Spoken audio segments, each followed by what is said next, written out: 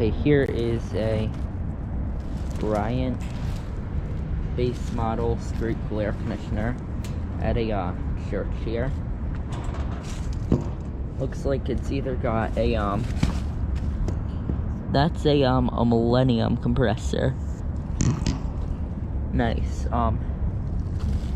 Yeah, these are major child units. These are nice.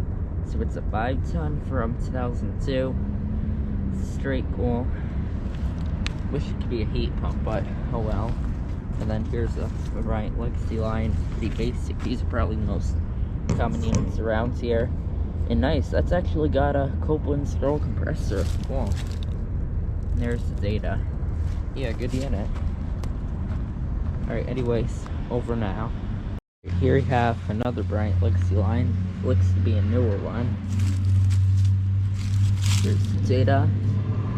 Yeah, it's a newer one. It's from 2017. It's got the older data sheet sign now. Yep, LG scroll. Of course, it's kind of rusting out.